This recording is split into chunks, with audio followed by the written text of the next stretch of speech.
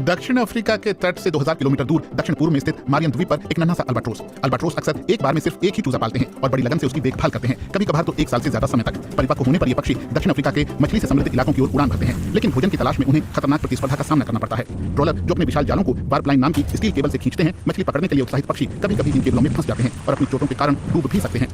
ये मौन आपदा साल 2000 के आसपास खुलकर सामने आई। जब हमने गहन निरीक्षण शुरू किए और वार्प केबलों पर कैमरे लगाए, तब ये घटना दिखने लगी। हर ट्रोल में संख्या बहुत ज्यादा नहीं होती, लेकिन ट्रोलिंग के दौरान हम हर साल हजारों अल्बाट्रोस को वार्प से मरते देख रहे थे। अकेले दक्षिण अफ्रीका में ही हर साल लगभग 14,000 अल्बाट्रोस मारे जाते हैं। ये एक वैश्विक संकट का हिस्सा है जिसमें हर साल 7 लाख से ज्यादा समुद्री पक्षियों की जान जाती है। सीधा सरल उपाय है बर्ड स्केरिंग लाइन। ये है जानलेवा स्टील केबलों के बीच लटकी हुई पीली पाइपें जो पक्षियों को खतरे वाले इलाके में दाखिल होने से रोकती हैं। ये आइडिया 1970 के दशक का है, लेकिन bird life south Africa NGO की अल्बाट्रोस टास्क फोर्स ने इसे ट्रोलर के हिसाब से ढाला है। हम अल्बाट्रोस की मृत्यु दर को 99% तक कम करने में कामयाब रहे। दुनिया में ऐसी कोई और जगह नहीं है जहां इतनी बड़ी सफलता हासिल हुई हो। ये संरक्षण की बड़े स्तर की सफलता का पहला उदाहरण था।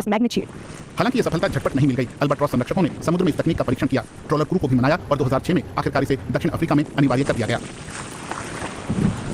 लाइनें यहाँ काटकर तैयार की जाती हैं। इन्हें विकलांग लोग बनाते हैं जो कुशल और समर्पित हैं। इस विशेष सामाजिक परियोजना की शुरुआत से अब तक 1000 से ज्यादा लाइनें बनाई जा चुकी हैं, जो दक्षिण अफ्रीका के डीप सी ट्रोलरों की 60% मांग को पूरा करती हैं। कई लोगों के लिए ये सार्थक काम की ओर पहला कदम है।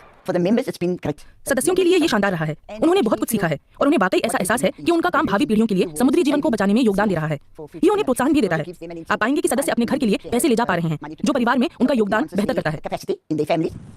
भले ही बर्ड स्केरिंग लाइनें अनिवार्य हैं, लेकिन उनका हमेशा इस्तेमाल नहीं होता। इस स्थिति को मत्स्य विशेषज्ञ सीहले एनकोंगो ने सुधारना चाहा। उन्होंने एक सेंसर बनाया जो जाल लगाने पर उन्हें पहचानता है। एक मौसम रोधी पैक में रखा सेंसर मुख्य पाइप का तनाव मापता है, जिससे पीले स्टीमर्स लटके होते हैं। ये लाइव डेटा भेजता है। इससे पता चलता है कि लाइनें वाकई लगाई गई या नहीं। ये संरक्षण के प्रयासों की जीत है और उन मत्स्य उद्योगों के लिए भी फायदा है कि वो इको फ्रेंडली होने का सर्टिफिकेट पा सकते हैं। ये जहाज के हित में होता है कि वे जहाज में बर्ड स्केयर लाइनें लगाने की पुष्टि कर सकें। इसलिए ये उपकरण कंपनियों के लिए भी बहुत उपयोगी है। हमें सबूत की जरूरत हमारे मरीन स्टीवर्डशिप काउंसिल सर्टिफिकेशन के लिए भी होती है और भविष्य में इसके लिए असल में सबूत देने की जरूरत हुआ करेगी। नामीबिया, अर्जेंटीना और चिली जैसे देशों में भी ये पीली लाइफ लाइनें अनिवार्य हैं, लेकिन वैश्विक स्तर पर स्थिति अभी अच्छी नहीं है। इस समय हर साल अनचाहे ही लगभग 7 लाख समुद्री पक्षियों की मौत हो रही है। अगर हम साथ काम करें और हर एक जहाज को रोकथाम उपाय अपनाने के लिए तैयार कर लें, तो हम अपना काम कर चुके होंगे। दक्षिण अफ्रीका के तटों पर अल्बाट्रोस अब पहले से सुरक्षित हैं, लेकिन दुनिया भर में इस पक्षी की 22 प्रजातियों में से आधी से ज्यादा अब भी संकटग्रस्त हैं।